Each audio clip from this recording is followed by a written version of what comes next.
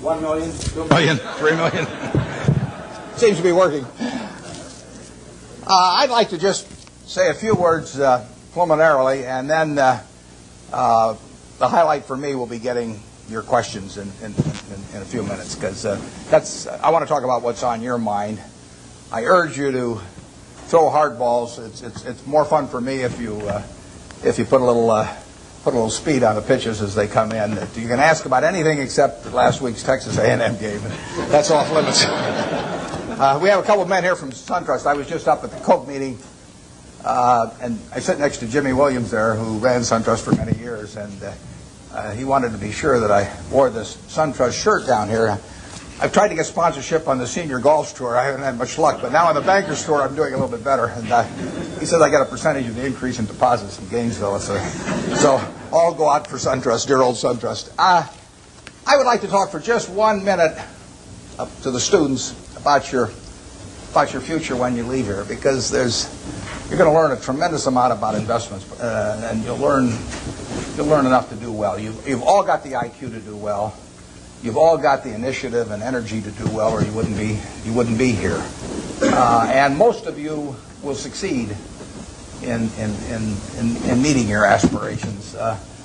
But in determining whether you succeed, there's more to it than intellect and energy. And I'd like to talk for just a second about that. In fact, there was a fellow that Pete Kiewit in Omaha used to say that he looked for 3 things in hiring people. Look for integrity, intelligence, and energy. And he said if that person didn't have the first 2, that the latter 2 would kill them. Because if they don't have integrity, you want them dumb and lazy. You don't want them smart and energetic. And I'd really like to talk about that first one, because we know you've got the second 2. And to play along with me in a little game for just a second, in terms of thinking about that question. You've all been here, I guess almost all of your second-year MBAs, and you've gotten to know your classmates. And think for a moment that I granted you the right to buy 10% of one of your classmates for the rest of his or her lifetime. Now you can't pick one with a rich father; that doesn't count. I mean, you've got to pick somebody who's going to do it on their own merit. And I gave you an hour to think about it. Which one are you going to pick among all your classmates as for the one you want to own 10% of for the rest of their lifetime? Are you going to give them an IQ test? Pick the one with the highest IQ? I doubt it. Are you going to pick the one with the best grades? I doubt it. You're not even going to pick the most energetic one necessarily. You're the one that displays the most initiative. But you're going to start looking for qualitative factors in addition to, because everybody's got enough brain here and enough energy. And I would say that if you thought about it for an hour and decided who you're going to place that bet on, you'd probably pick the one who you responded the best to, because the one that was going to have the leadership qualities, the one that was going to be able to get other people to carry out their interests. And that would be the person who was generous and honest and who gave credit to other people even for their own ideas, all kinds of qualities like that. And you could write down those qualities that you admire in this other person, whoever you admire most in the class. And then I would throw in a hooker. I would say as part of owning 10% of this person, you had to agree to go short 10% of somebody else in the class. That's more fun, isn't it? And you think, well, now who do I want to go short of? And again, you wouldn't pick the person with the lowest IQ you would start thinking about the person really who turned you off for one reason or another. I mean, they had various qualities, quite apart from their academic achievement, but they had various qualities. In the end, you didn't really want to be around them, and other people didn't want to be around them. And what were the qualities that lead to that? Well, there'd be a whole bunch of things, but it's the person who's egotistical, the person who's greedy, the person who's slightly dishonest, cuts corners, all of these qualities. And you could write those down on the right-hand side of the page. And when you look at that, I don't know which one I'm using. Can you hear me okay with this? Yeah, fine. Yeah. Your microphone on the side. Just come back up. What do I do with it? It just came loose. Oh, it just came loose. Okay. You can see why I avoid technology. Chewing gum is about as far as I get. As you looked at those qualities on the left and right-hand side, there's one interesting thing about them. It's not the ability to throw a football 60 yards. It's not the ability to run the 100-yard dash in 9.3. It's not being the best-looking person in the class. They're all qualities that if you really want to have the ones on the left-hand side, you can have them. I mean, they're qualities of behavior, temperament, character that are achievable. They're not forbidden to anybody in this group. And if you look at the qualities on the right-hand side, the ones that you find turn you off in other people, there's not a quality there that you have to have. If you have it, you can get rid of it, and you can get rid of it a lot easier at your age than you can at my age, because most behavior is habitual, and they say the chains of habit are too light to be felt until they're too heavy to be broken. And there's no question about it. I see people with these self-destructive behavior patterns at my age or even 10 or 20 years younger, and they really are entrapped by them. They go around and they do things that turn off other people right and left, and they don't need to be that way, but by a certain point they get so they can hardly change it. But at your age, you can have any habits, any patterns of behavior that you wish.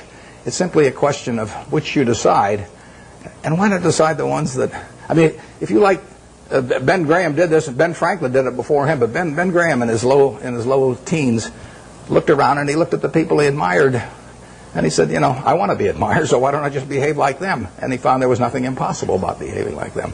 And similarly, he did the same thing on the reverse side in terms of getting rid of those qualities. So I would suggest that if you write those qualities down and think about them a little while and make them habitual, you will be the one that you want to buy 10% of when you get all through. And the beauty of it is you already own 100%, and you're stuck with it. So you might as well be that person as somebody else. Well, that's a short little sermon. So let's get on to what you're interested in. And like I say, you can go all over the lot. So I don't know exactly how we're going to handle this, but let's start with a hand here someplace or other. Where do we go with the first one? Yeah, right here. Your thoughts about Japan. My thoughts about Japan? I'm not a macro guy. Now, I say to myself, Berkshire Hathaway can borrow money for 10 years at 1% in Japan now. 1%. And I say to myself, gee, I took Graham's class 45 years ago, and I've been working hard at this thing all my life. Maybe I can earn more than 1%, you know, if I really work hard at it. 1% annually. It doesn't seem impossible, does it? So I wouldn't want to get involved in currency risk, so I'd have to do it in something that was yen denominated. So I have to be in Japanese real estate or a Japanese business or something of the sort, and all I have to do is beat 1%. And that's all the money's going to cost me, and I can get it for 10 years. So far, I haven't found anything. It's kind of interesting. The Japanese companies earn very low returns on equity, and they have a bunch of businesses that earn 4, 5, 6% on equity, and it's very hard to earn a lot as an investor when the business you're in doesn't earn very much money. Now some people do it. In fact, I've got a friend, Walter Schloss, who worked with Graham at the same time I did, and it was the first way I went at stocks, to buy stocks selling way below working capital, very cheap quantitative stocks. I call it the cigar butt approach to investing, is that you walk down the street and you look around for a cigar butt someplace, and you see one, and it's soggy and kind of repulsive, but there's one puff left in it.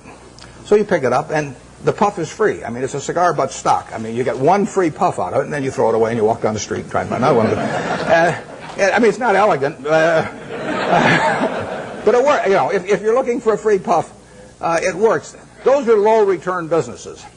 But time is the friend of the wonderful business. It's the enemy of the lousy business. If you're in a lousy business for a long time, you're going to get a lousy result, even if you buy it cheap.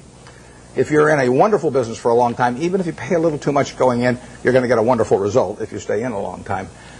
I find very few wonderful businesses in Japan at present now. They may change the culture in some way so that managements get more stockholder responsive over there and returns are higher. But at the present time, you'll find a very lot of low return businesses, and that was true even when the Japanese economy was booming. I mean, it's amazing. They had an incredible market without incredible companies. They were incredible in terms of doing a lot of business, but they weren't incredible in terms of the return on equity that they achieved. And that finally caught up with them. So we have so far done nothing there, but as long as money's 1%, I'll keep looking. I mean, yeah. You were rumored to be one of the rescue buyers of long-term capital. What was the play there? What did you see? Well, there's a story in the current Fortune magazine, one has Rupert Murdoch's picture on the cover, that tells the whole story of our involvement. It's kind of an interesting story because It's a long story, so I won't go into all the background of it. But I got the really serious call about long-term capital probably 4 weeks ago this Friday, whenever it was. It was my granddaughter. I got it in mid-afternoon, and my granddaughter was having her birthday party that evening, and then I was flying that night to Seattle to go on a 12-day trip with Gates to Alaska in a private train, all kinds of things where I was really out of communication. But I got this call on a Friday afternoon saying that things were really getting serious there. I'd had some other calls before that the article gets into a few weeks earlier. I know those people, most of them pretty well. A lot of them were Solomon when I was there. And the place was imploding, and the Fed was sending people up that weekend. And so between that Friday and the following Wednesday, when the New York Fed, in effect, orchestrated a rescue effort, but without any federal money involved, I was quite active, but I was having this terrible time because we were sailing up through these canyons, which held no interest for me whatsoever, in Alaska. And the captain would say, if we just steer over here, we might see some bears and whales. And I said, steer where you get a good satellite connection, because I want. So it was. In fact, there's a picture, unfortunately, where I've got my Old Faithfuls going off behind me, and I've got my back to it. I'm on the phone, which was the people in the group thought it was kind of funny the way I was working the phone. But we put in a bid on Wednesday morning. By then I was in Bozeman, Montana, and I talked to Bill McDonough, the head of the New York Fed, about 10 o'clock. They were having a meeting of the bankers at 10 o'clock that morning in New York, and I caught him. We actually delivered a message to him. He called me out there in Wyoming a little bit before 10 New York time, and we made a bid. It was because it was being done at a long distance and everything. It was really the outline of a bid, but in the end, it was a bid for $250 million, essentially for the net assets of.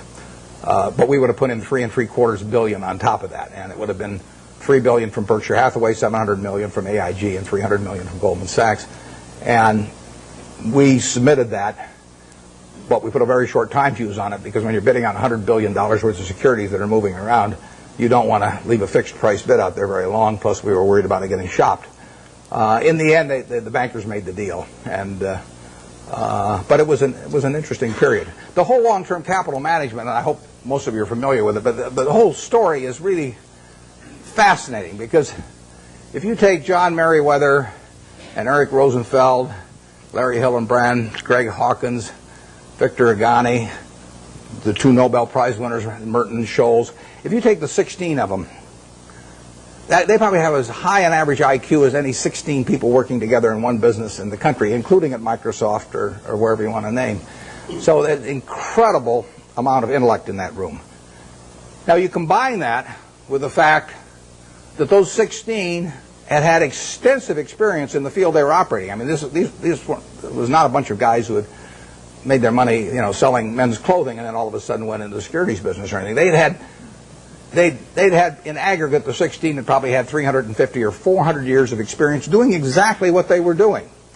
And then you throw in the third factor, that most of them had virtually all of their very substantial net worths in the business. So they had their own money up, hundreds and hundreds of millions of dollars of their own money up, super high intellect, working in a field they knew, and essentially they went broke.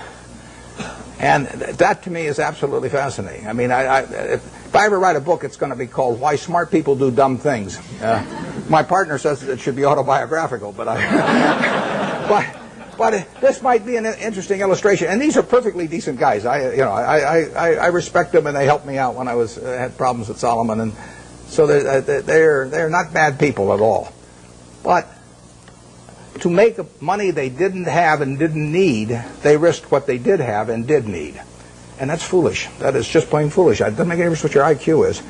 If you risk something that is important to you for something that is unimportant to you, it just does not make any sense. I don't care whether the odds are 100 to 1 that you succeed or 1,000 to 1 that you succeed. If you hand me a gun with 1,000 chambers, 1,000,000 chambers in it, and there's a bullet in one chamber, and you said, put it up your temple, how much do you want to be paid to pull it once? I'm not going to pull it. You can name any sum you want, but it doesn't do anything for me on the upside, and I think the downside's fairly clear. So I'm not interested in that kind of a game, and yet people do it financially and without thinking about it very much. There was a great book It wasn't a great book. It was a great title. It was a lousy book written once with a great title by Walter Gutman. The title was You Only Have to Get Rich Once. Now, that seems pretty fundamental, doesn't it? What difference, if you've got $100 million at the start of the year, and you're going to make 10% if you're unleveraged and 20% if you're leveraged 99 times out of 100, what difference does it make at the end of the year whether you've got 110 million or 120 million? It makes no difference at all. I mean, if you die at the end of the year, you know, the guy that writes up the story may make a typo, and he may say 110 even if he had 120, so you've got nothing at all. You know, it makes absolutely no difference. It makes no difference to your family, it makes no difference to anything. And yet, the downside, particularly managing other people's money, is not only losing all your money, but it's disgrace and humiliation and facing friends whose money you've lost and everything. I just can't imagine an equation that makes sense for. And yet 16 guys with very high IQs who are very decent people entered into that game. And, you know, I think it's madness. And it's produced by an over-reliance, to some extent, on things, you know. Those guys would tell me back when I was at Solomon, you know, that a 6 sigma event wouldn't touch us, or a 7 sigma event. But they were wrong. I mean, their history does not tell you the probabilities of future financial things happening. And they had a great reliance on mathematics, and they felt that the beta of the stock told you something about the risk of the stock. It doesn't tell you a damn thing about the risk of the stock, in my view. And sigmas do not tell you about the risk of going broke, in my view, and maybe in their view now too. But I don't like to even use them as an example, because they are. I mean, the same thing in a different way could happen to any of us, probably, where we really have a blind spot about something that's crucial because we know a whole lot about something else. It's like Henry Kaufman said the other day. He said the people who are going broke in this situation are just two types: the ones who knew nothing and the ones that knew everything. And it's sad in a way. I urge you, in anything.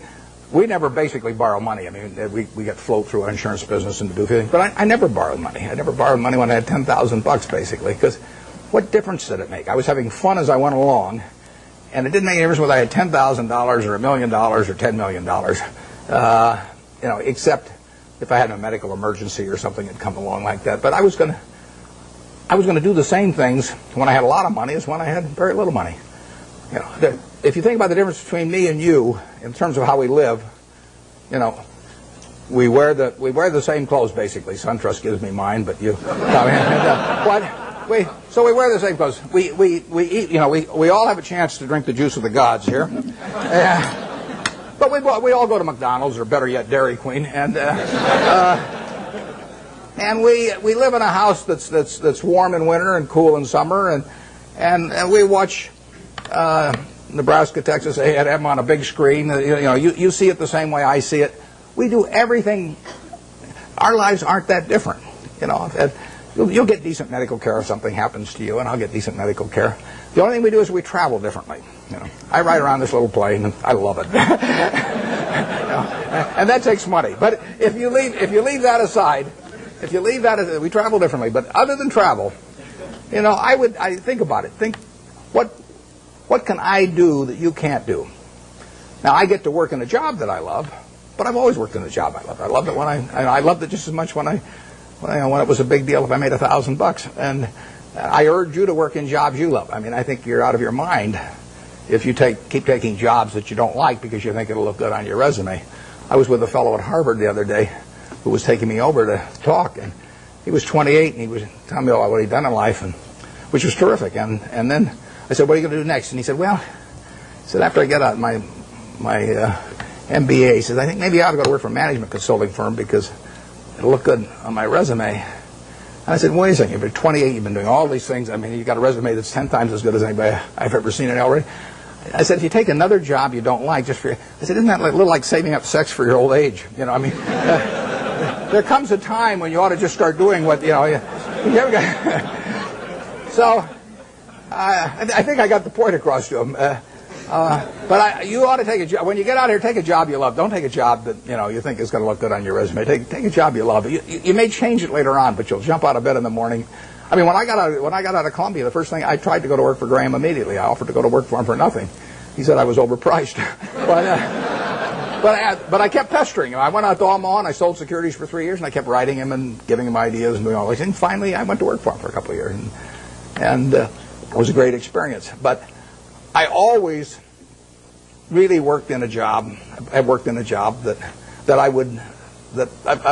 loved doing. And you should really take a job that if you were independently wealthy, you would take. That's the job to take, because that's the one that you're going to have great fun in. You'll learn something. You'll be excited about it. And you can't miss. You may go do something else later on, but you'll get way more out of it. And I don't care what the starting salary is or anything of the sort. I don't know how I got off on that, but there I am. So I do think that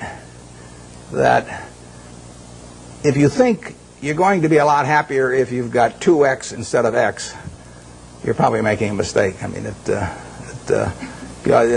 you ought to find something you like that works with that, and you'll get in trouble if you think that making 10x or 20x is the answer to everything in life, because then you will do things like borrow money when you shouldn't, or maybe cut corners on things that your employer wants you to cut corners on. Or it just doesn't make any sense. You won't like it when you look back on it. Yeah. Would you talk to the students about the companies that you like? I don't mean names. I mean what makes the company something that you like. I like businesses I can understand. We'll start with that. That narrows it down about 90%. I mean, there's all kinds of things I don't understand, but fortunately, there's enough I do understand. And you got this big, wide world out there. Almost every company's publicly owned, so you got all American business practically available to you. Now, to start with, it doesn't make sense to go with things that you think you can understand, but you can understand some things. I can understand this. I mean, you can understand this. Anybody can understand this. I mean, this is a product that basically hasn't been changed much. They've added the cherry, but since 1886 or whatever it was, and it's a simple business. It's not an easy business. I don't want a business that's easy for competitors. So I want a business with a moat around it. I want a very valuable castle in the middle, and then I want the duke who's in charge of that castle to be honest and hardworking and able. And then I want a big moat around the castle, and that moat can be various things. The moat in a business like our auto insurance business at GEICO is low cost.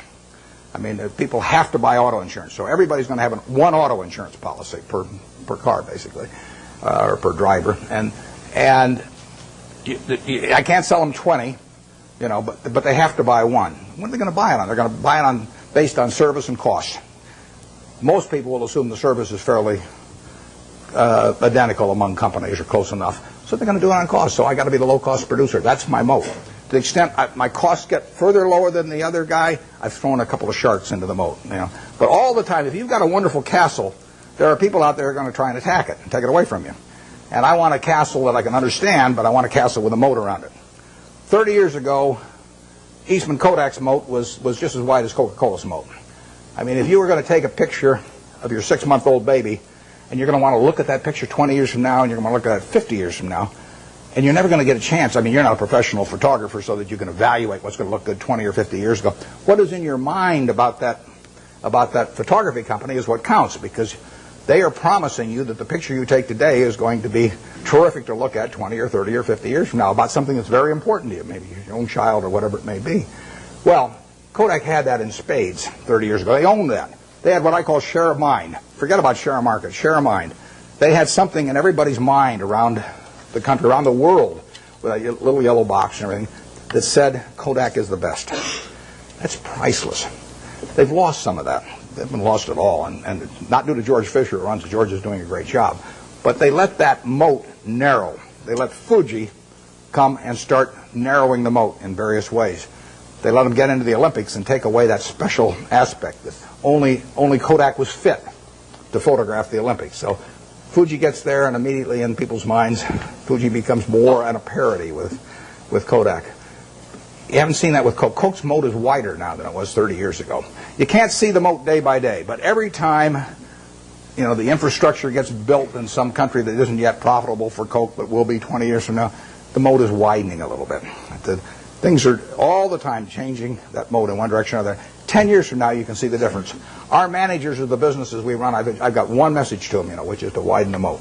And we want to throw crocodiles and sharks and everything else, gators, I guess, into the moat to keep away competitors. And That comes about through service, it comes about through quality of product, it comes about through cost, it comes about sometimes through patents, it comes about through real estate location.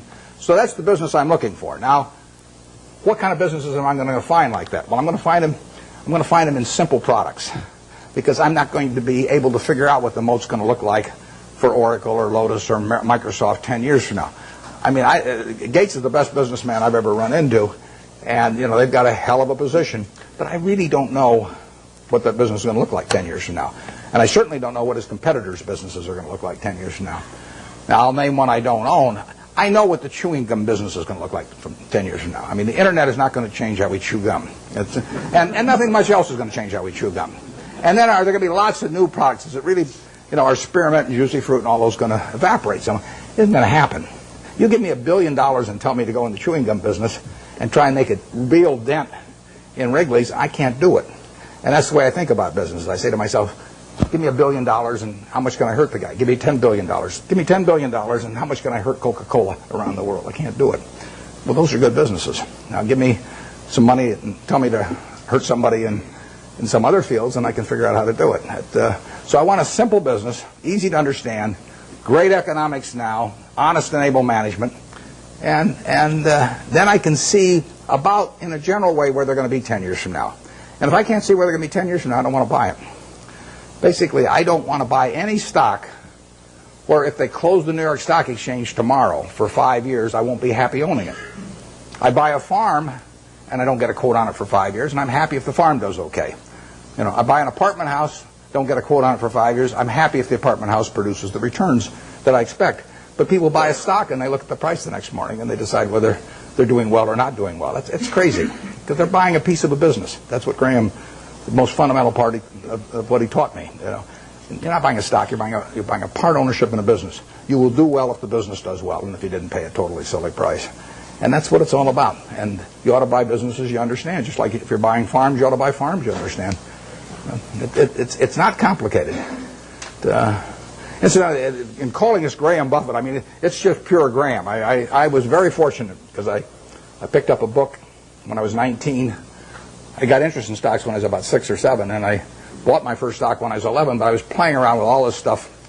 I had charts and volume, and I'm making all kinds of technical calculations and everything. And then I picked up a little book, and it just said that you're not buying some little ticker symbol that bounces around every day. You're buying a part of a business. And as soon as I started thinking about it that way, everything else followed. Very simple.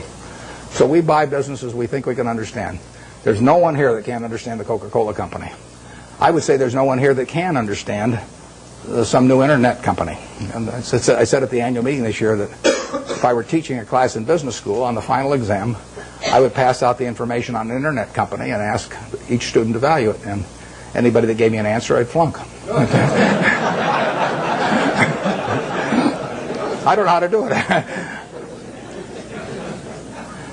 But people do it every day. I mean, it's more exciting. I mean, if you look at it like going to the races or something, that's a different thing. But if you're investing, I mean, investing is putting out money to be sure of getting more money back later, at an appropriate rate.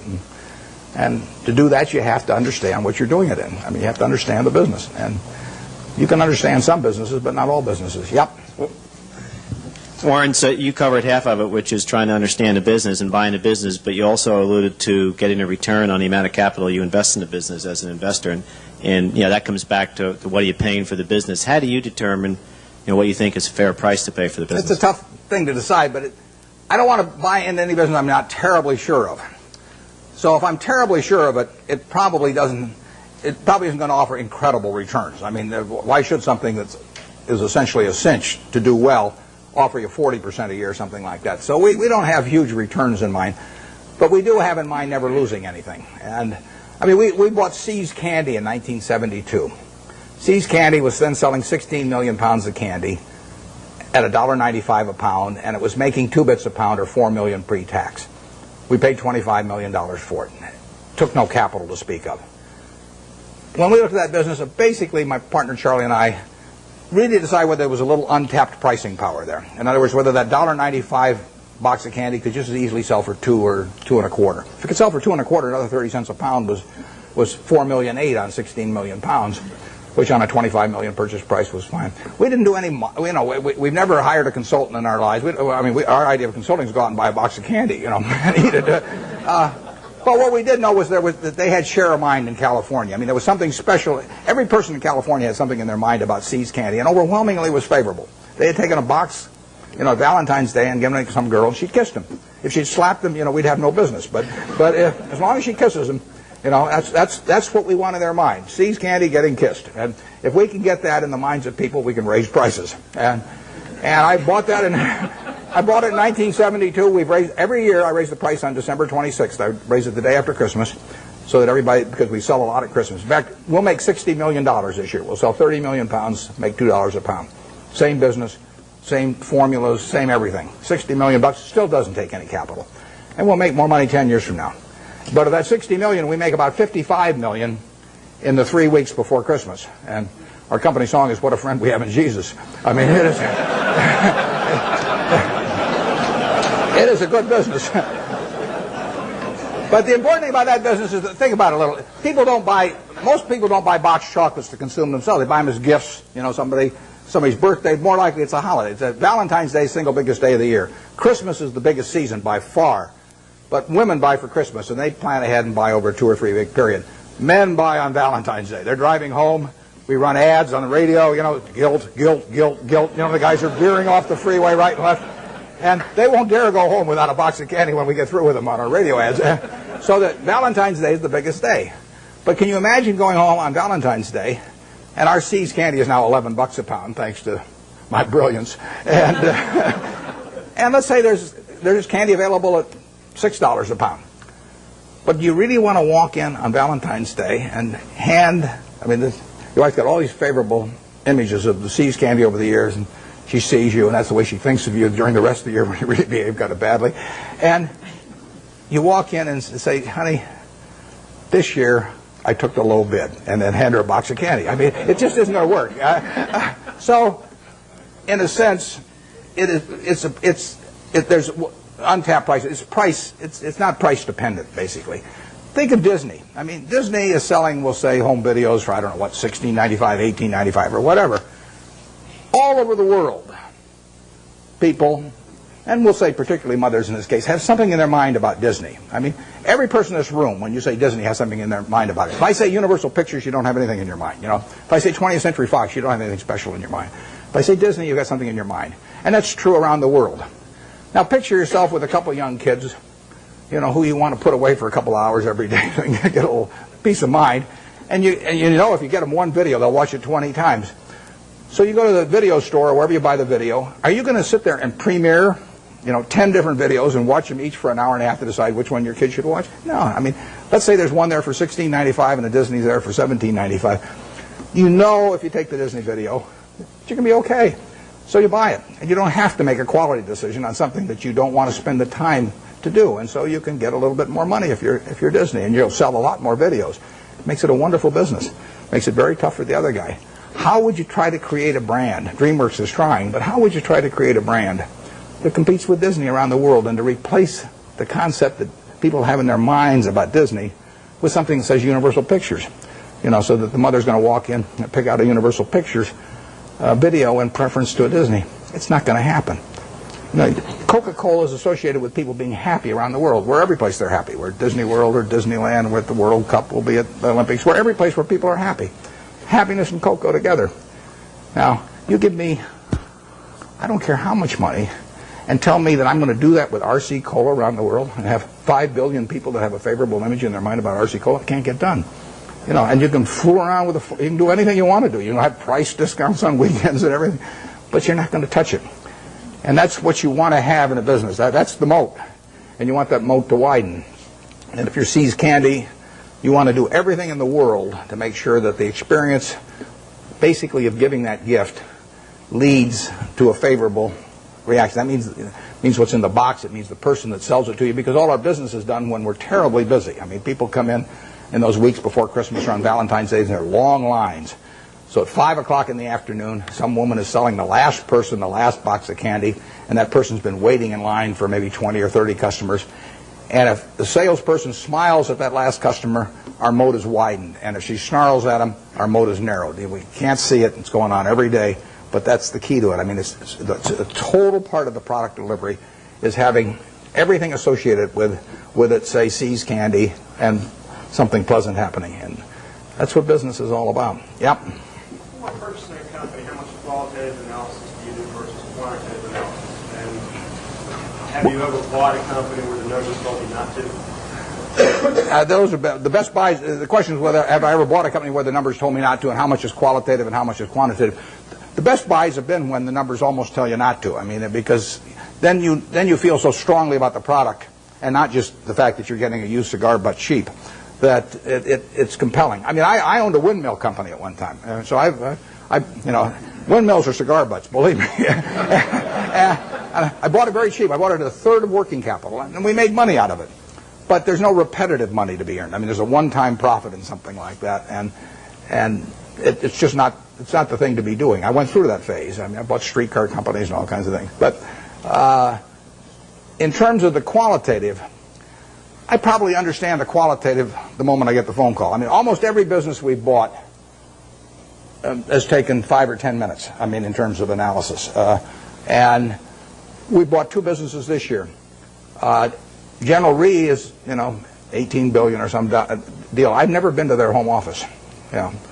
I hope it's there. There could be just a few guys, and they say, "Well, what numbers shall we send Buffett this month?" I can see him, coming in once a month and saying, "Well, we'll just tell him we've got $20 billion in the bank this month instead of $18 billion or something." But I've never been there.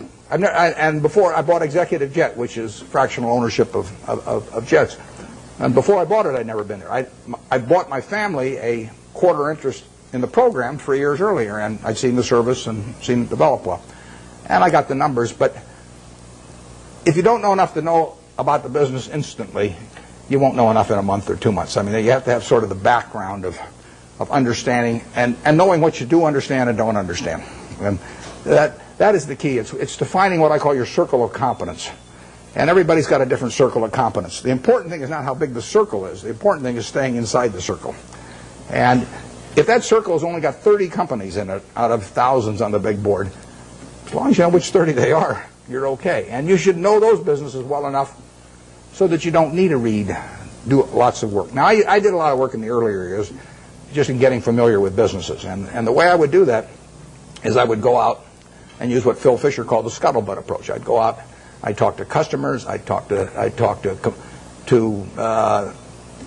maybe ex-employees in some cases, I'd talk to suppliers, everybody. Every time I'd see somebody in an industry, let's say I was interested in the coal industry, I'd go around and see every coal company, and I'd ask every CEO, if you could only buy stock in one coal company that wasn't your own, which one would it be and why? And you piece those things together, and you learn a lot about the business after a while. And the funny thing is you get very similar answers as long as you ask about competitors. I'd say if you got a silver bullet, and you put it through the head of one competitor, which competitor and why? You'll find out who the best guy in the industry is in that case, or the one that's coming up. And there's a lot of things you can learn about a business. I've done that in the past on the businesses that I feel I could understand, so I don't have to do much of that anymore. It's a nice thing about investing is you don't have to learn anything very new. I mean, you can do it if you want to, but if you learned about Wrigley's chewing gum 40 years ago, you still understand Wrigley's chewing gum. There's not a lot of great insights to get or anything of the sort as you go along. So you do get a database in your head. I had a guy, Frank Rooney, who ran Melville for many years. His father-in-law died, owned a company called H.H. Brown, a shoe company. And he put it up with Goldman Sachs, but he was playing golf with a friend of mine here in Florida and mentioned to this friend. The guy said, "Why don't you call Warren?" He called me at the end of the golf match, and in 5 minutes I basically had a deal. But I knew Frank, and I knew the kind of business. I sort of knew the basic economics of a shoe business, and so I could buy it. And quantitatively, I got to decide what the price is. But that's either yes or no. I mean, I don't fool around a lot with negotiations. So if they name a price that makes sense to me, I buy it. And if they don't, I was happy the day before, so I'll be happy the day after without owning it. Yeah. Coca-Cola just announced a drop in expectations in terms of future earnings and fourth-quarter earnings. And in light of the fact that Coke has a lot of their profits coming in from outside the United States, how do you think the Asian crisis, so to speak, is going to affect Coke, and for that matter, the U.S. economy in general? question is about the Asian crisis and how it affects a company like Coke that recently announced that the earnings, actually they just announced their third quarter earnings, but a few weeks ago they tipped people off that they were going to be lower in the fourth quarter and so on. Well, basically I love it, but because the market for Coca-Cola products is going to grow far faster over the next 20 years internationally than it will in the United States. It'll grow in the United States on a per capita basis, but it's going to grow faster elsewhere.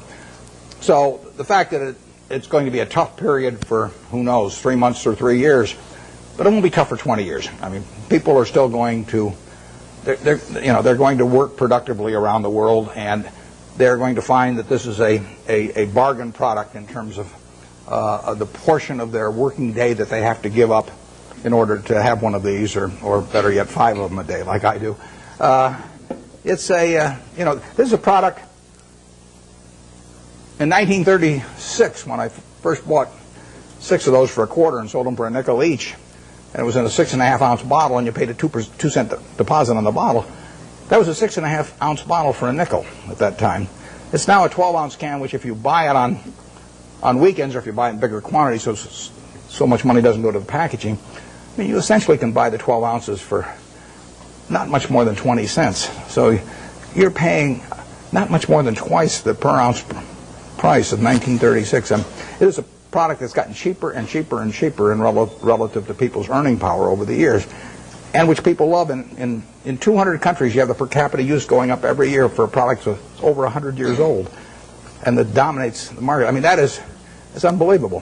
One thing that people don't understand is one of the things that makes this product, this is worth tens and tens of billions of dollars, is one simple fact about really all colas, but we'll call it Coca-Cola for the moment. It happens to be a name I like. Cola has no taste memory. You can drink one of these at 9 o'clock, 11 o'clock, 3 o'clock in the afternoon, 5 o'clock. The one at 5 o'clock will taste just as good to you as the one you drank early in the morning. You can't do that with cream soda, root beer, orange, grape, you name it. All of those things accumulate on you. Most foods and beverages accumulate on you. You get sick of them after a while. And if you eat, I mean, we get these people who go to work for us that seize candy, and we tell them they eat all the candy they want. And the first day they go crazy. But after a week, they're eating about the same amount they'd eat if they were buying it, because chocolate accumulates on, everything accumulates on. There is no taste memory to cola. And that means that you get people around the world that are heavy users that'll drink 5 a day, or Diet Coke, maybe 7 or 8 a day or something of the sort. They'll never do that with other products. So you get this incredible per capita consumption. The average person in this part of the world, well, maybe a little north of here, drinks about 64 ounces of liquid a day. And you can have all 64 ounces of that be Coke, and you will not get fed up with Coke if you like it to start with, in the least. But if you do that with almost anything else, if you eat just one product all day, you'll get a little sick of it after a while. And it's a huge factor. So that today, over 1 billion 8-ounce servings of Coca-Cola products will be sold in the world. And that will grow year by year. It'll grow in every country, virtually. And it'll grow on a per capita basis. And 20 years from now, it'll grow a lot faster internationally than in the U.S. So I really like that market better, because there is more growth there over time. But it will hurt them it is hurting them in the short term right now. But that doesn't mean anything. I mean, Coca-Cola went public in, I think it was 1919. Stock sold for $40 a share. It went back before that as the Candler family, and they went back. They bought it for $2,000, the whole business. Asa Candler back in the late 1880s in a couple of purchases. So now he goes public in 1919, $40 a share. 1 year later, it's selling for $19, gone down 50% in 1 year. Now you might think that's some kind of disaster, and you might think that sugar prices increased and the bottlers were rebellious and a whole bunch of things. You could always find a few reasons why that wasn't the ideal moment to buy it. Years later, you'd have seen the Great Depression, and you'd have seen World War II, and you'd seen sugar rationing, and you'd seen thermonuclear weapons, and the whole thing. There's always a reason. But in the end, if you'd bought one share for $40 and reinvested the dividends, it'd be worth about $5 million now. And that factor so overrides anything else. I mean, if you're right about the business, you'll make a lot of money. And the timing part of it is a very tricky thing. So I don't worry about any given event, if I've got a wonderful business, whether what it does to next year or something of the sort. Their price controls have been in this country at various times, and that's fouled up even the best of businesses. I mean, I wouldn't be able to raise the price on December 26th of See's Candy if we had price controls, and we've had them in this country. But that doesn't make it a lousy business if that happens to happen, because you're not going to have price controls forever. We had them in the early 70s. So the wonderful business, you can figure out what will happen. You can't figure out when it will happen. You don't want to focus too much on when. You want to focus on what. If you're right about what, you don't have to worry about when very much. Is there an area I'm missing back there any place? Or I just want to make sure I'm not focusing all of them on one place. Let me get this gentleman over here. Most human mistakes, but the most successful of those will learn lessons from those mistakes and use them to benefit themselves later. What investment mistakes have you made or that you feel that you made, and how can you use those lessons? The question is about my business mistakes. How much time do you have? Well, the interesting thing about the mistakes is that in investments, at least for me and for my partner Charlie Munger, the biggest mistakes have not been mistakes of commission, they've been mistakes of omission. They're where we knew enough about the business to do something, and for one reason or another, we sat there sucking our thumbs instead of doing something. And so we've passed up things where we could have made billions and billions of dollars from things we understood. Forget about things we don't understand. In fact, I could make billions out of Microsoft. Doesn't mean anything because I never understand Microsoft. But if I can make billions out of healthcare stocks, then I should make it, and I didn't. When the Clinton healthcare program was proposed and they all went in the tank, we should have made a ton of money out of that because I could understand it, and I didn't make it. I should have made a ton of money out of Fannie Mae back in the mid-'80s because I understood it and I didn't do it. Those are billion-dollar mistakes or multi-billion-dollar mistakes that generally accepted accounting principles don't pick up. The mistakes you see, I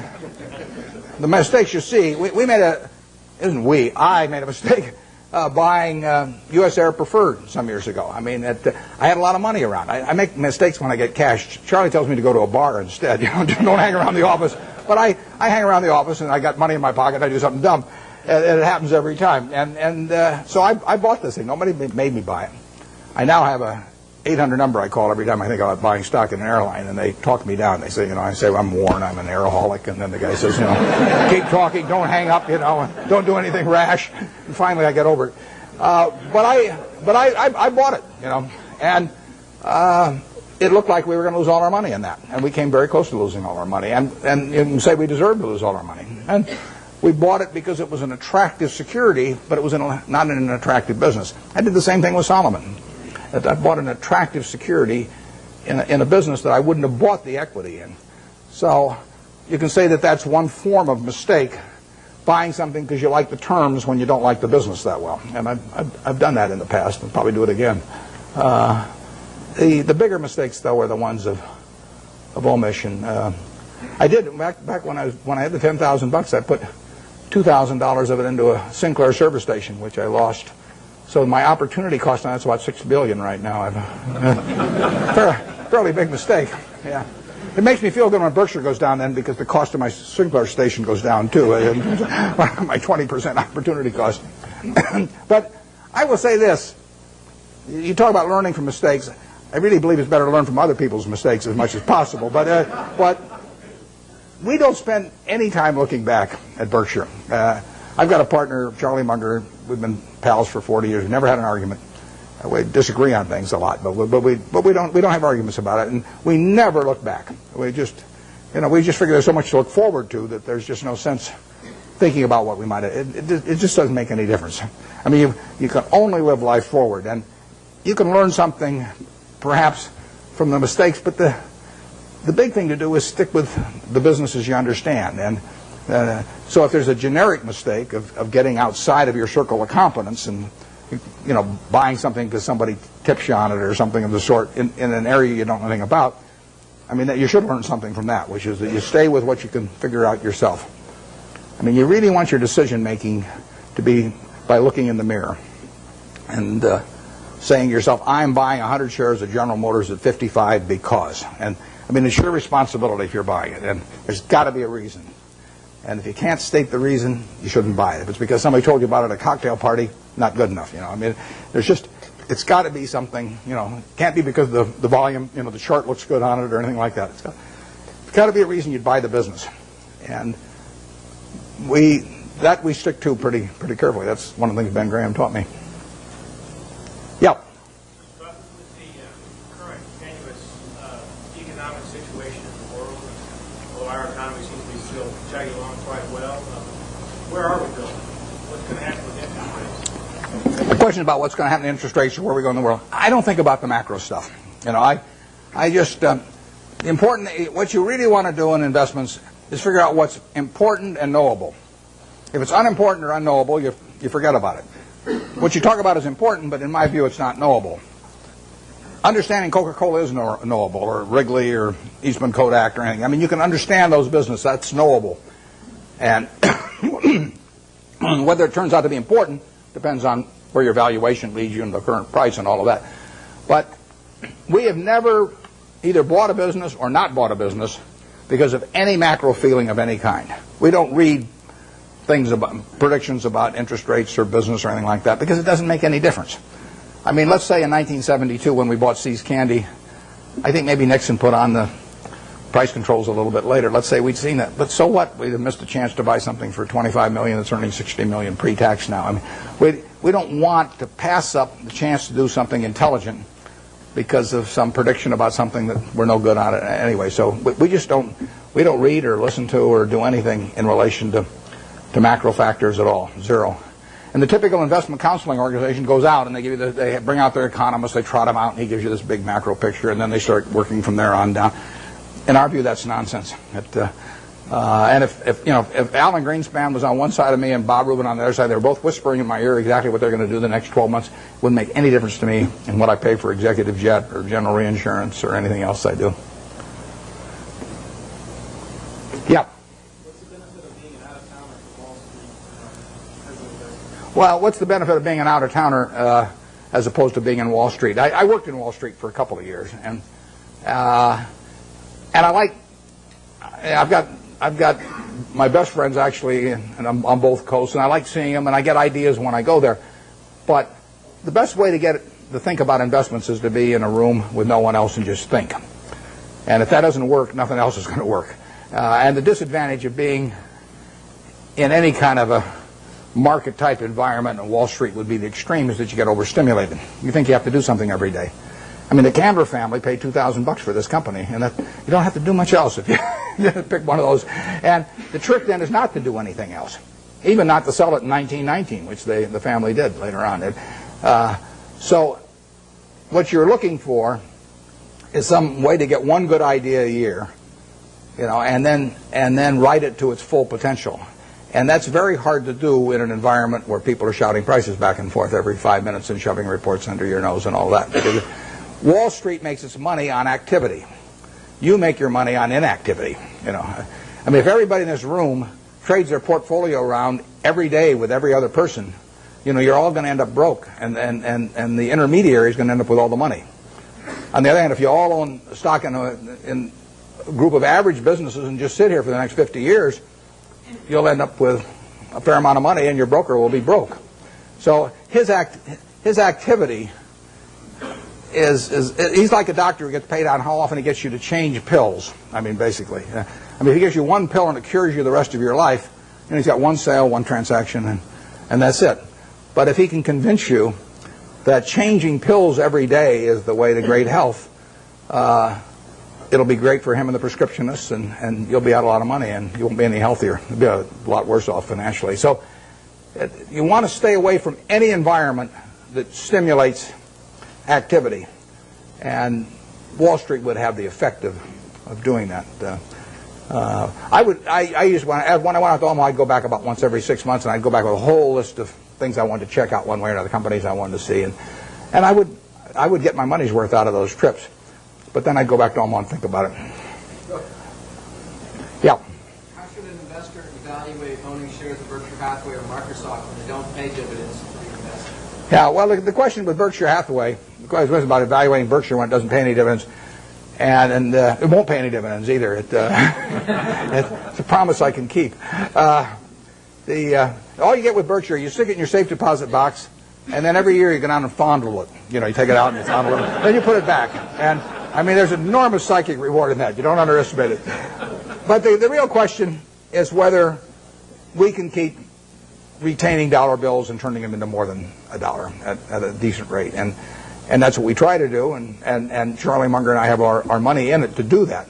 That's all we'll get paid for doing. We won't take any options. We won't take any salaries to speak of or anything. We'll ride around in the plane. But that's what we're trying to do. It gets harder all the time. The more money we manage, the harder it is to do that. And we would do way better percentage-wise with Berkshire if it was 1/100th the present size.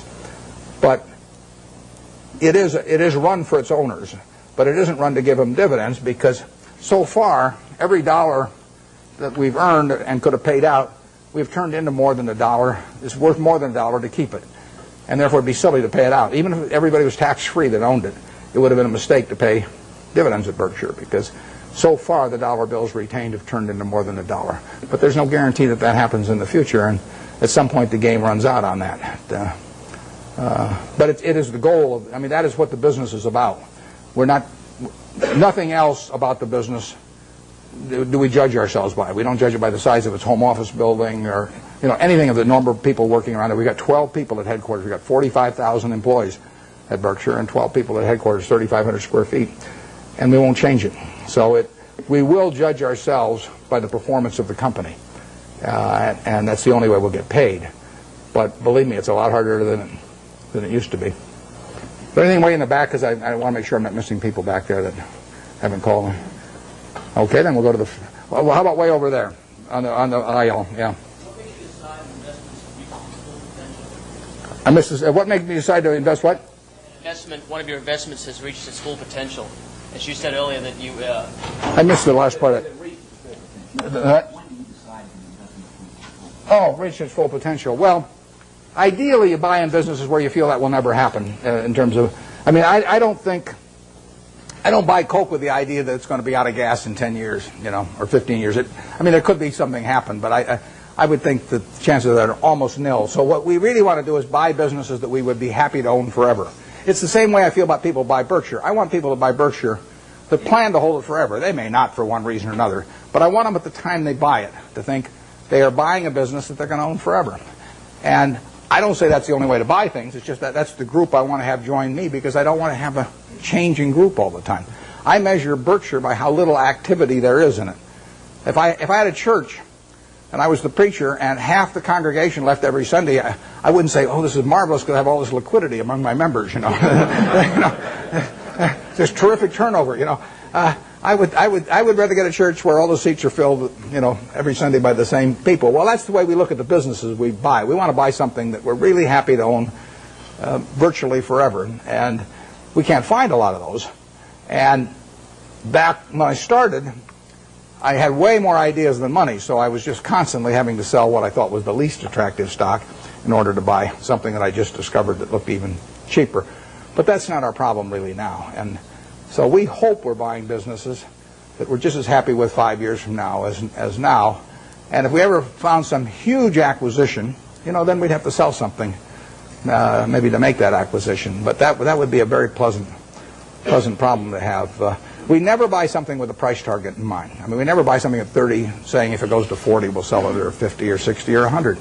We just don't do it that way any more than when we buy a private business like See's Candy for $25 million, we don't say to ourselves, if we ever got an offer of $50 million for this business, we'd sell it. That's just not the way to look at a business. The way to look at a business is this going to keep producing more and more and more money over time? And if the answer to that is yes, you don't need to ask any more questions. Yeah, way back there. Those same principles in mind, what was your motivation for taking a piece of Solomon and similarly long-term capital? And how did you come up with the valuation? Well, Solomon, like I said, I went into that because it was a 9% security in 1987, September 1987. The Dow was up 35% that year. We'd sold a lot of stuff, and I had a lot of money around. It looked to me like we were never going to get a chance to do anything. So I took an attractive security form in a business I would never buy the common stock of.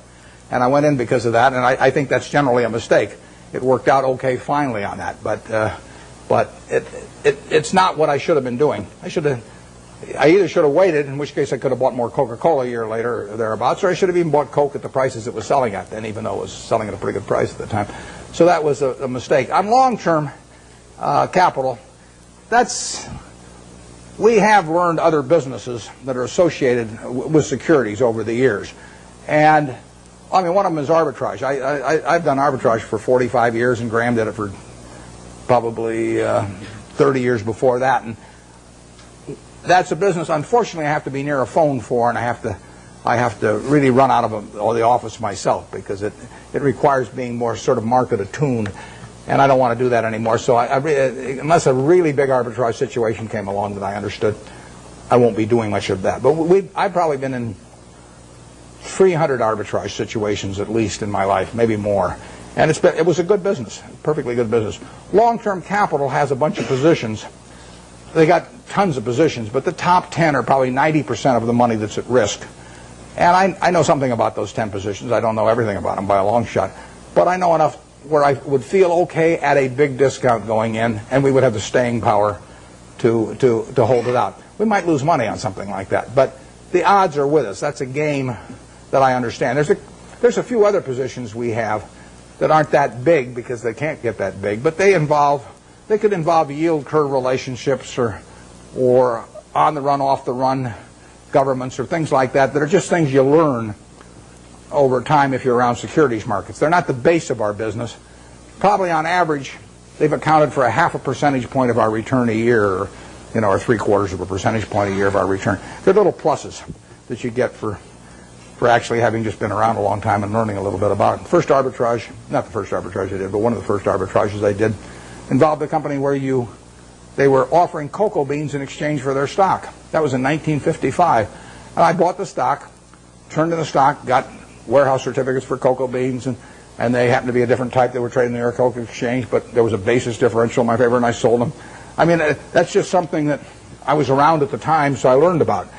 Hasn't been a cocoa bean deal since. 40-odd years. I've been waiting for another cocoa bean deal. I haven't seen it, but it's there in my memory if it ever comes along. And that long-term capital is that on a big scale. Yep.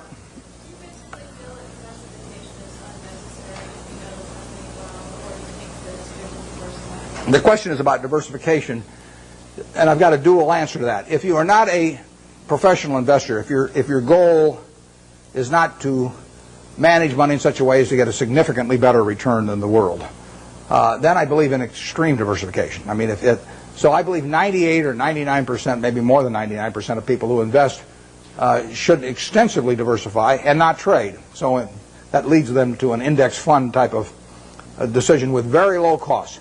Because all they're going to do is own a part of America. And they made a decision that owning a part of America is worthwhile.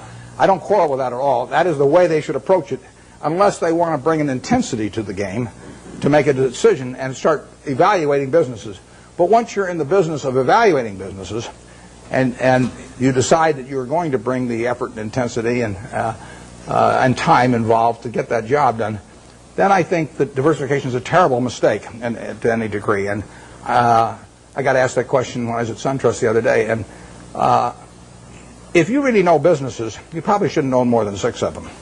I mean, if you can identify 6 wonderful businesses, that is all the diversification you need, and you're going to make a lot of money. And I will guarantee you that going into a 7th one is going to, rather than putting more money in your first one, it's got to be a terrible mistake. Very few people have gotten rich on their 7th best idea, but a lot of people have gotten rich on their best idea. So I would say that for anybody working with normal capital who really knows the businesses they've gone into, a 6 is plenty, and I probably have half of it in what I liked best. I don't diversify personally. I mean, and all the people I know that have done well, with the exception of, we mentioned Walter Schloss here earlier. Walter diversifies a lot. He owns a little of everything. I call him Noah. He's got 2 of everything. Yeah. How do you differentiate the Coca-Colas of the world from the Procter & Gamble's of the world? Well, Procter & Gamble was a very, very good business. Strong distribution capabilities, lots of brand names and everything.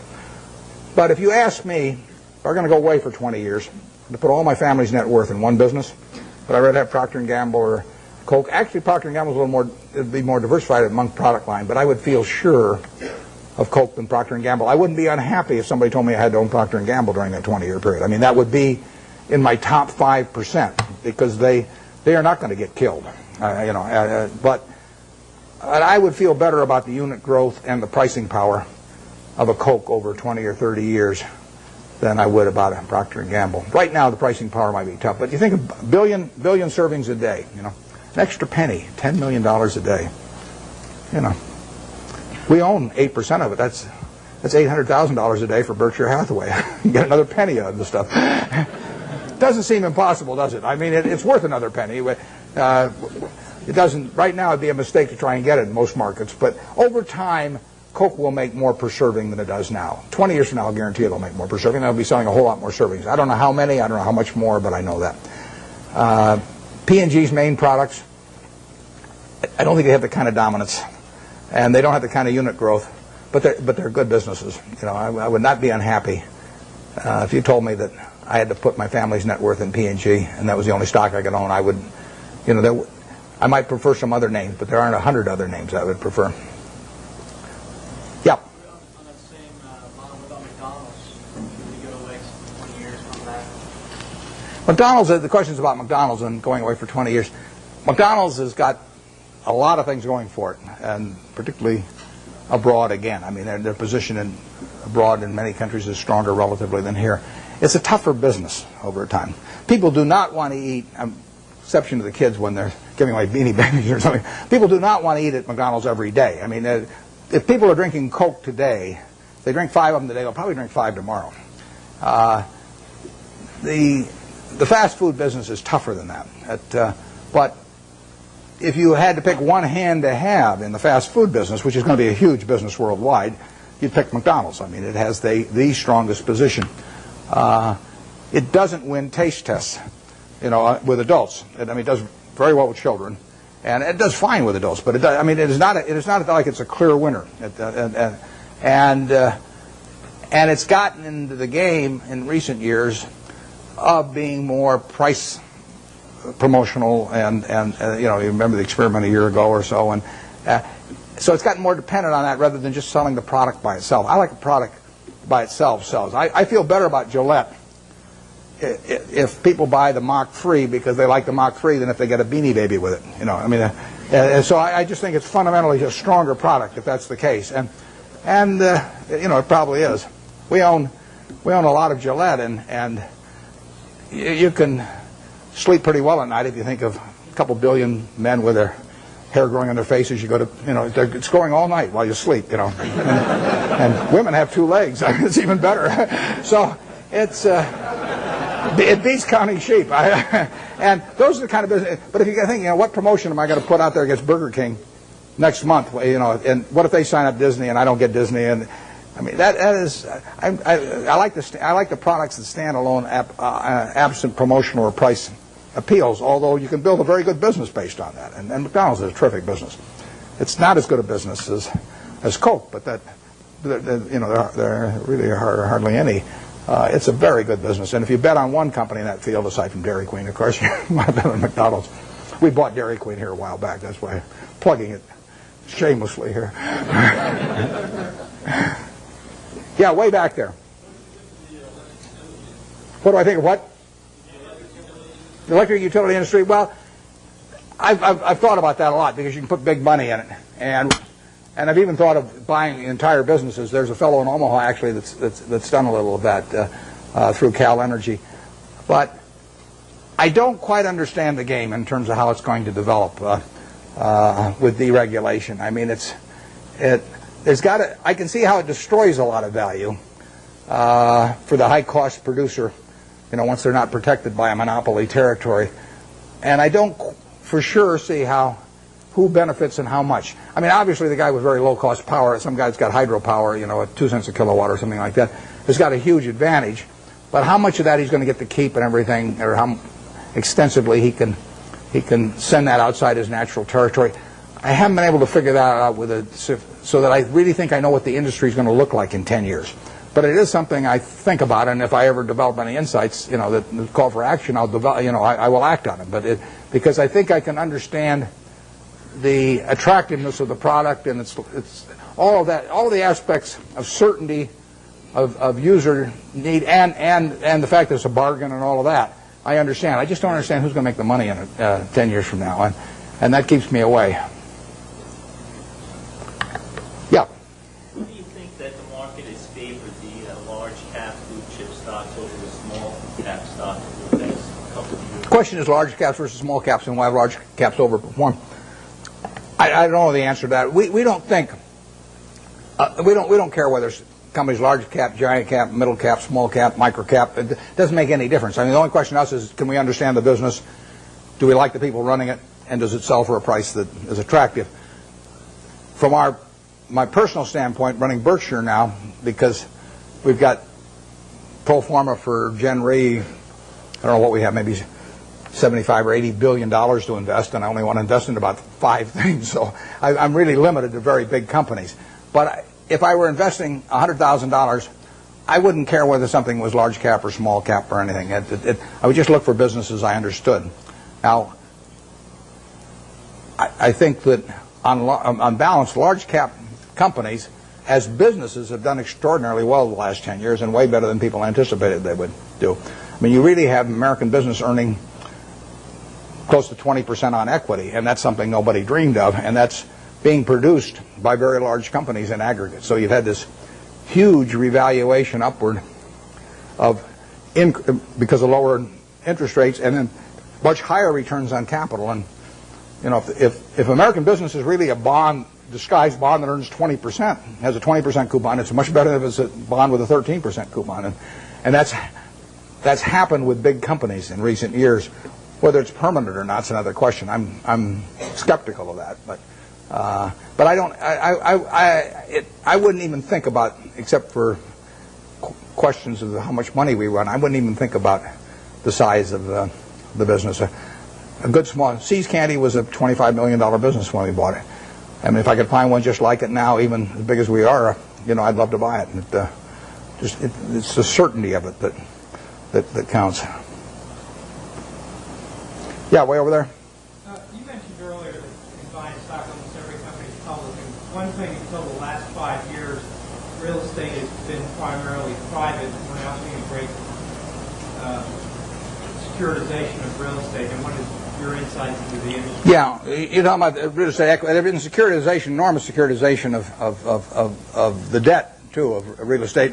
And that is one of the items right now that is really clogging up the capital markets. I mean, the mortgage-backed securities they're just not moving in commercial mortgage-backed, not residential mortgage-backed, and so that's.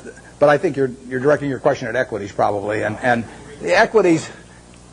If you leave out the corporate form has been a lousy way to own equities. I mean, you've interjected a corporate income tax into something that people individually have been able to own with a single tax, and by having the normal corporate form, you get a double taxation in there you really don't need with real estate, and it takes away too much of the return. REITs have, in effect, created a conduit so that you don't get the double taxation, but they also generally have fairly high operating expenses. And if you get real estate, let's just say you can buy fairly simple types of real estate on an 8% yield or thereabouts, and you take away maybe close to 1 or 1, maybe even 1.5% by the time you count stock options and everything. It's not a terribly attractive way to own it. Maybe the only way a guy with $1,000 or $5,000 can own it. But if you have $1 million or $10 million, you're better off owning the real estate properties yourself and sticking some intermediary in between that will get a sizable piece of the return for himself. So we have found very little in that field. You'll see an announcement in the next couple of weeks that may belie what I'm telling you here on one thing. So I don't want you to think I was double-crossing you up here. But generally speaking, we've seen very, very little in that field that gets us excited. People sometimes get very, very confused about. They'll look at some huge land company. I'll take one that won't evoke any emotional reactions on the part of anybody, like Texas Pacific Land Trust, which has been around over 100 years and got a couple million acres in Texas. And they'll take they'll sell 1% of their land every year, and they'll take that as applying to everything and come up with some huge value compared to the market value. But that's nonsense if you really own the property. I mean, you can't move. You can't move 50% of the properties or 20% of the properties. It's way worse than an illiquid stock. So you get these. I think you get some very silly valuations placed on a lot of real estate companies by people that don't really understand what it's like to own one and try to move large quantities of property. REITs have behaved terribly in the market this year, as you know, and it's not at all inconceivable they would become a class that would get so unpopular that they would sell at significant discounts from what you could sell the properties for. And they could get interesting as a class then, and then the question is whether the management would fight you in that process, because they would be giving up their income stream for managing things, and their interests might run counter to the shareholders on that. I've always wondered about the REITs that say, our assets are so wonderful and they're so cheap, and then they go out and sell stock. I mean, there's a contradiction in that. If they say our stock at 28 is very cheap, and then they sell a lot of stock at 28 less an underwriting commission, it doesn't. There's a disconnect there, and so. But it's a field we look at. I mean, Charlie and I can understand real estate, and we would be open for very big transactions periodically. And if there was a long-term capital management situation and translated to real estate, we would be open to that. The trouble is, so many other people would be too, that it would be unlikely to go at a price that would really get us excited. Way back there. Understanding your theory that sort of a down market is good for net savers, could you sort of give us your thoughts as to where the market's going, its downward trend, and long-term drop and a long-term drop? Well, I've got no idea where the market's going to go. I prefer it going down, but I haven't. My preferences have nothing to do with it. The market knows nothing about my feelings. That's one of the first things you have to learn with a stock. You buy 100 shares of General Motors. Now, all of a sudden, you have this feeling about General Motors. I mean, if it goes down, you may be mad at it. You may say, well, if it just go up to what I paid for it, my life will be wonderful again. Or if it goes up, you may say how smart you were and how you and General Motors have this love affair and everything. You've got all these feelings. Stock doesn't know you own it. Stock just sits there. It doesn't care what you paid. It doesn't care that you owned it or anything. So any feeling I have about the market is not reciprocated. I mean, it is the ultimate. It is very cold shoulder we're talking about here. And anybody that is going to be a net saver, practically everybody in this room is more likely to be a net buyer of stocks over the next 10 years than they are a net seller. So every one of you should prefer lower prices. I mean, if you're going to be a net eater of hamburger in the next 10 years, you want hamburger to go down unless you're a cattle producer. And if you're going to be a buyer of Coca-Cola and you don't own Coke stock, you hope the price of Coke goes down. I mean, you're looking for it to be on sale this weekend at your supermarket. You want it to be down on the weekends, not up on the weekends when you're going to attend the supermarket. Your stock exchange is a big supermarket of companies, and you're going to be buying stocks. What do you want to have happen? You want those stocks to go down, way down. And, you will make better buys then. And later on, 20 years from now, 30 years from now, when you're in a period when you're dis-saving or when your heirs dis-save for you after you're gone, I mean, then you may care about higher prices. But I find people, that was one of the, there's a chapter 8 in Ben Graham's Intelligent Investor about the attitude towards stock market fluctuations. And that and the chapter 20 on the margin of safety are the two most important essays ever written on investing as far as I'm concerned. Because when I read chapter 8, when I was 19, I figured, I just figured out what I just said, but it's obvious. I didn't figure it out myself, though. It was explained to me. I'd probably gone another 100 years if I had read it. Still thought it was good when my stocks were going up. No, we want things to go down, but I have no idea what the stock market's going to do. I never do. I never will. It's not something that I think about at all. When it goes down, I look harder at what I might buy that day. Because I know there's more likely to be some merchandise there that I can use my money effectively in. Okay, Warren, we'll take one more question from the audience. Okay, I'll let you pick who gets it then. You can be the guy.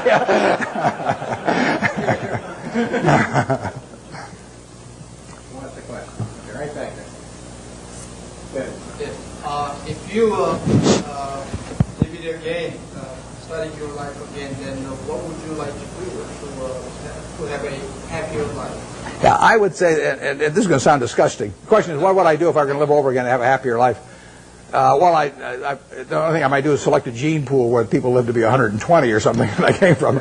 But I've been extraordinarily lucky. I mean, I use this example. I'll take a minute or two because I think it's worth thinking about a little bit. Let's just assume that it was 24 hours before you were born, and a genie came to you, and he said, Herb, you look very promising, and I've got a big problem. I've got to design the world in which you're going to live. And he says, I decided to hell with it. It's too tough. You design it. So you've got 24 hours.